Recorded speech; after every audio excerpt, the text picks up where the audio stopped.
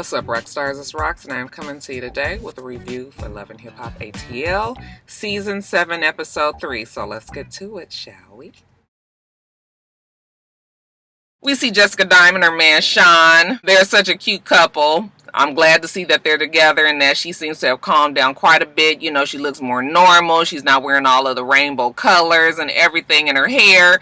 And she says that she's been feeling sick. She's been feeling nauseous. Okay, juicy titties, everything sore. He thinks she looks great. That's usually how it is at the very beginning. Everything is just voluptuous. She's going to take a pregnancy test. Sean is going to be leaving. He's trying out for the NBA teams. And so he's asking her, like, what are you going to do while I'm gone? You really need to try to talk to your mom. Jessica and her mom have a strained relationship. She said that before on the show. She doesn't really talk to her. She doesn't really want to talk to her, but he's encouraging her to do so, especially if you guys are about to have a baby. Okay, you guys want the family to be intact. And then when they look at the little pregnancy test thing, she is pregnant. She was like, I knew it.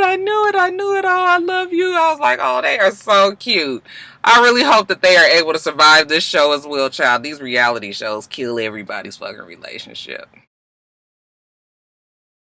2.0 did not ask me to get involved with the stuff that was going on with Stevie. But after hearing all the crap that she was telling me about Stevie, I just couldn't sit by and do nothing.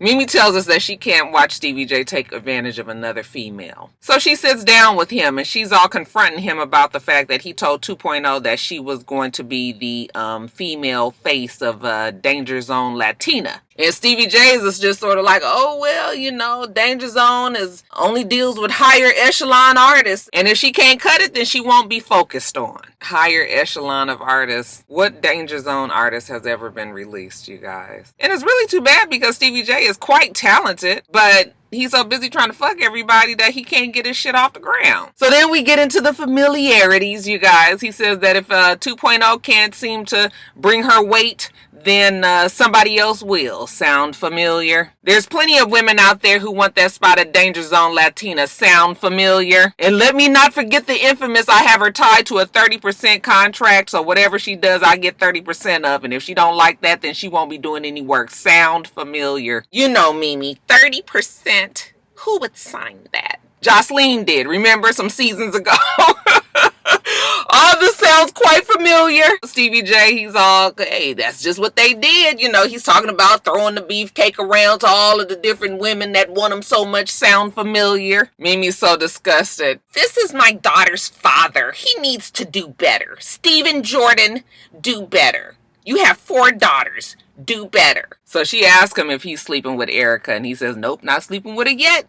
But if things work out the way that I think that they will, I probably will be bagging her soon enough. Now, 2.0 tells us that she's glad that she and Erica are back friends again, that Erica is trying to help her get from up from under Stevie J.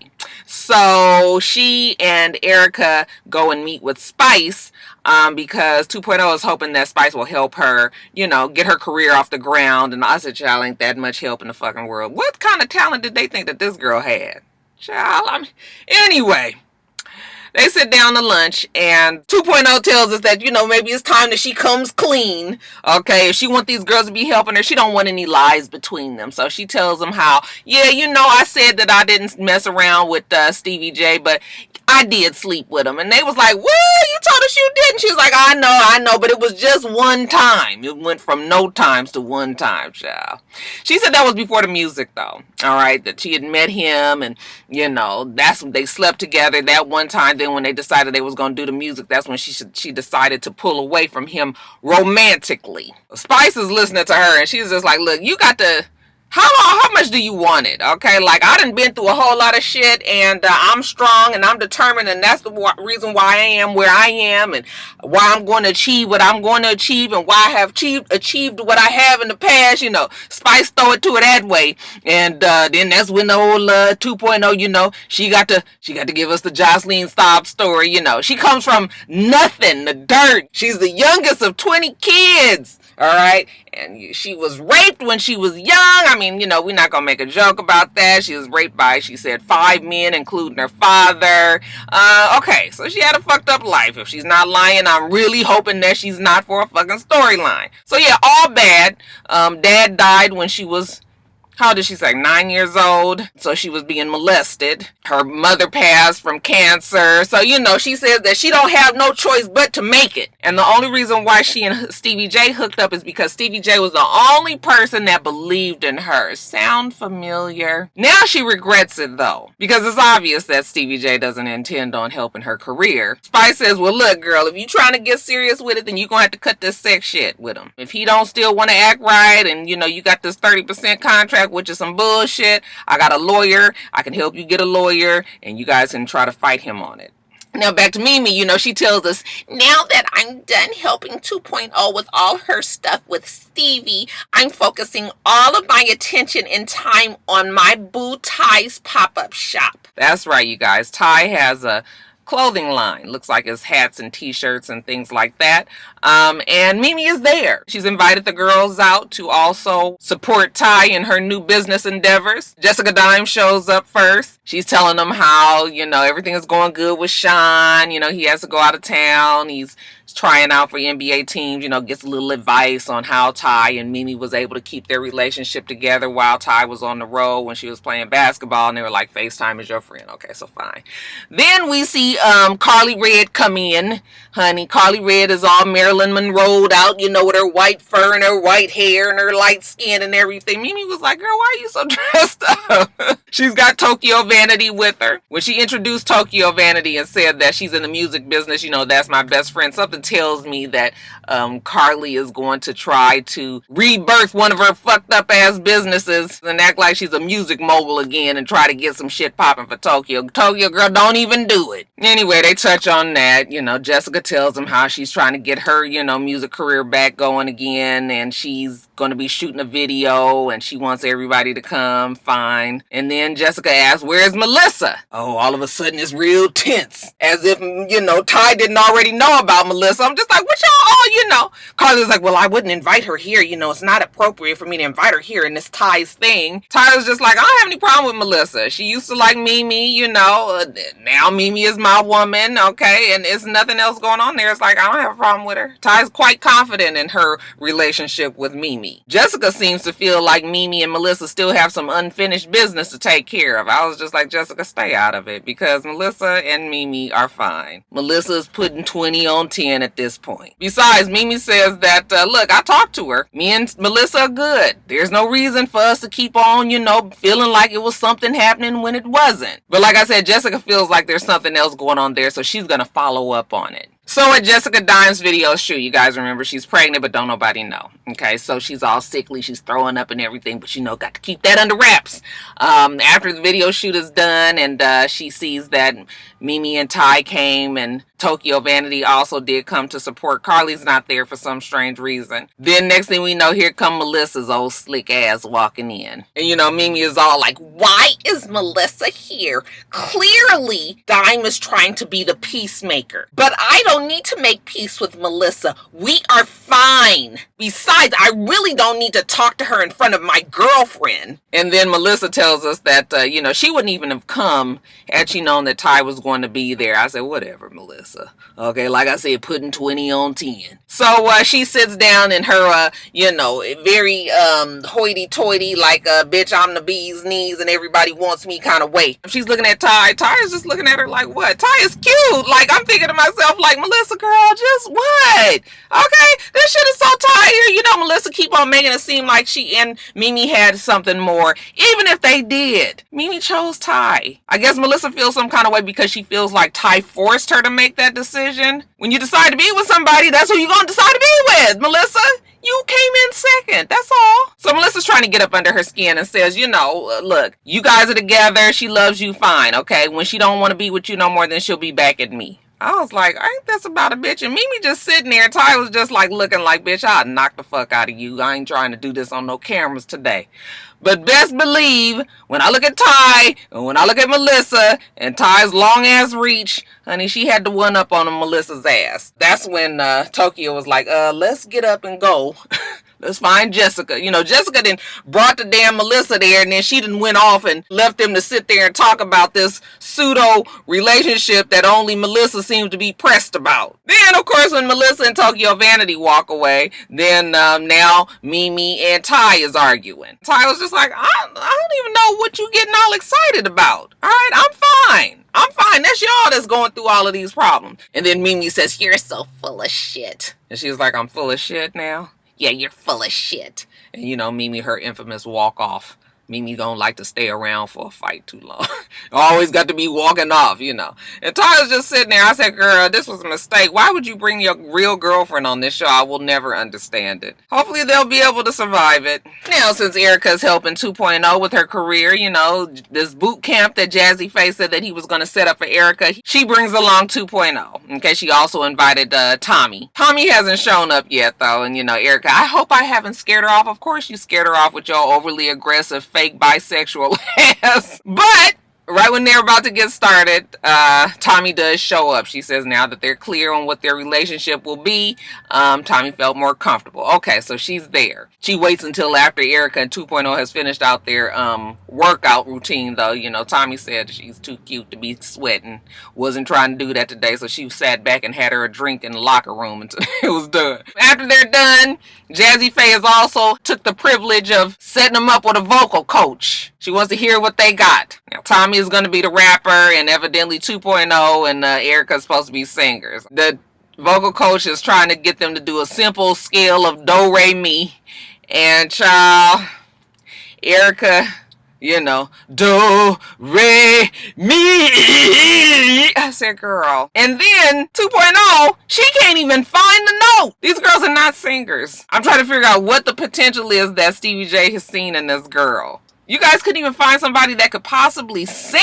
Tommy is the one that sounds the best, and Tommy trying to be a rapper. And you could tell that Tommy wasn't even that confident in what she was trying to do, but at least she was able to fucking hit the note. I was just like, this is stupid. But whatever. They finished that. Erica, I hope that Jazzy Faye sees how serious I am about this. Jazzy Faye don't believe none of you guys is coming out with nothing. When he walks away, 2.0 get to telling Tommy about this 30% contract, and Tommy was like, well, you looking at her like, fool, why would you do that? It's because she's 2.0, Tommy. I'm trying to tell you, this is Jocelyn's story all over again. So Tommy's just like, well, good luck with trying to get away from him. Okay, I hope you can do it. What you gonna do if that don't work? And 2.0 says, well, if he can give me a hit, if you can give me a hit single, then I'll be fine. Okay, and then we can try to see if we can make this business relationship work. And then we see Stevie J at the rehearsal studio with his artist, Just Brittany. Actually, he is managing her. She is signed to MMG. Okay, Rick Ross's label. I said, I guess they've mended fences.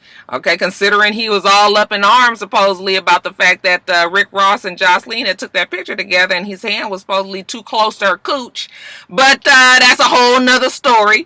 Now he has Just Brittany, and it looks like I said, Just Brittany has some talent. He even says that she might be the future of Danger Zone. Meantime, we got Erica and 2.0. They on their way down there to talk to him. Gonna demand that he gets serious about her career or else. And of course, when they walk into the rehearsal studio, they see Just Brittany and they're upset. No, this nigga did not invite us down here, and he got another artist working. Stevie J just wanted her to see, what all is the competition out there. This is somebody putting in hard work. So she's all, Stevie, you had me come down here and you had somebody else down here working, and why are you doing? I was just like, ugh.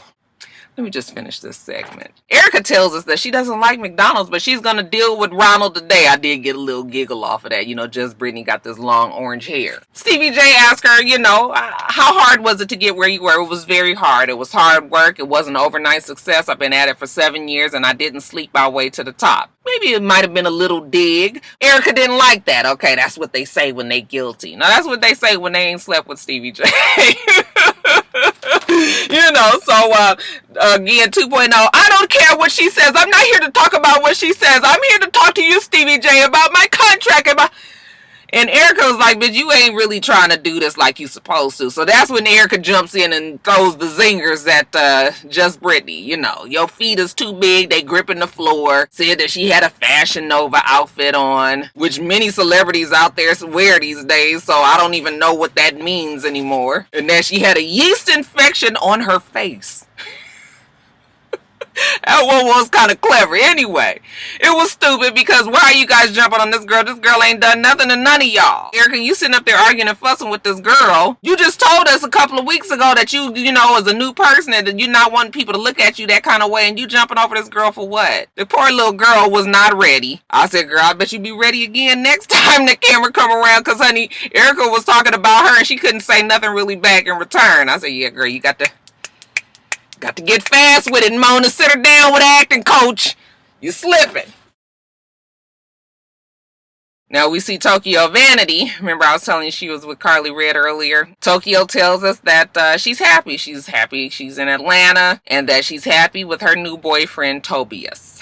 She loves him to death. That's her man. Better not nobody ever mess around with her damn man. He comes over to the house, you know, gives her the old church pat side hug. I was like, what is this? This your man, girl? You sure? They sit down. She get to telling them about what happened with Sierra at the shop. You know how Sierra's employee Shan got to telling her about, you know, his two bastard babies, you know, on the side, and how it was just real funny that the girl would just come out and tell her in front of everybody like that. She also says how, you know, that's where she met Carly Red, and the guy kind of looked like he knew her, and she says, you know him? And he was like, I'm familiar with. I said, oh Lord, Mona, bitch, are you gonna make Tobias be one of Carly Red's previous conquests? The world is so small on Love and Hip Hop ATL. But I have a feeling it's going to be something like that, because we find out that Tokyo is a virgin. She says there's no religious reason behind it or anything. She's just decided that she is not going to be having sex. And you guys know, like I know, most men are not going to. When I look at Tobias, he don't look like he in that mode of waiting for, you know, Tokyo to wait for the perfect time to have sex with him, you know. So I was just like, girl, well, there's men out there, I suppose, that will wait, but this ain't one of them. Honey, you're spinning your wheels in the mud. He was talking about, you know, he got to be the first one to get it. I was like, that's all he concerned about, being the first one. Okay, get up and kiss her on the forehead. I was like, this nigga don't even want to halfway touch her. All I know is she better not lose her virginity on this show.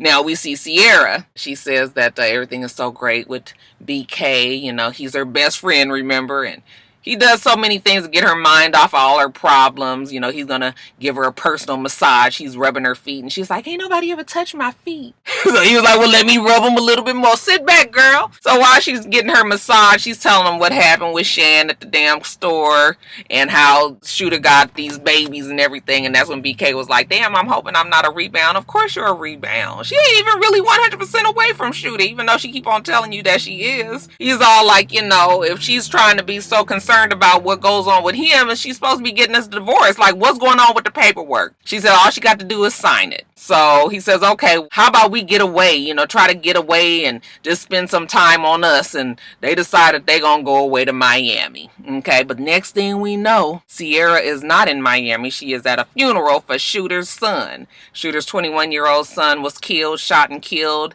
And, you know, of course, the family was taken by surprise. They didn't have all the details, she said, but he was killed. 21 years old, gun violence. We hear the story all the time. I felt sorry for them. The fact that that's his son, and no parent should bury their son. And that has to be probably one of the most painful things that I would think that any parent would have to go through. So no jokes here. They get through the funeral. Young Jock, I believe, is the only other one that was there from the show. Shooter feels real bad, and he said his heart is gonna break and everything. So prayers up to the family for that. But after the funeral and she's back at home, she tells us that she's stressed out and she don't know what to do, and you know, her life is a whole lot going on right now. So she has her girl Tokyo come over there and visit her. Tokyo thought she was in Miami with BK. She hadn't even heard about the son getting killed, and Sierra tells her, yeah, I was in Miami, and then that's when I got a call from one of her friends that told her that Shooter's son was killed. And you know, that's sort of like her own son. She and Shooter were together for 8 years, so she helped raise the young man, and you know, they were close, and her kids lost an older brother, you know, so she's trying to be there. And then she starts going through this cold guilty phase of feeling like maybe she didn't do enough, and maybe she should have been there more for Shooter. I understand why you could be going through these feelings at this time, but one does not have anything to do with the other. Shooter's 21-year-old son ain't got shit to do with the fact that he got 2 more fucking kids with another woman, possibly. She's thinking like, maybe it's not time to throw this whole relationship away. You know, we got a lot of time invested in everything. Maybe she just going through a whole lot, because I'm just sitting there looking like, okay, I feel sorry for you, but girl, you're going to have to get some clear thinking. It's sad that the sun is gone, but nothing to do with what Shooter's doing out there. Alright, rock stars, let me get off of here. This episode was just whatever. I guess we really do need the frost facts to make some sort of entertainment on this damn show. I'm getting on back to work. Make sure that you rate, comment, and subscribe to the channel. I'm itsrox. The channel is for itsrox. Everything else I do will be in the bottom bar. Alright. So I hope that you have a wonderful, wonderful rest of your day. I plan on doing the same. Till next time, rock stars. Bye.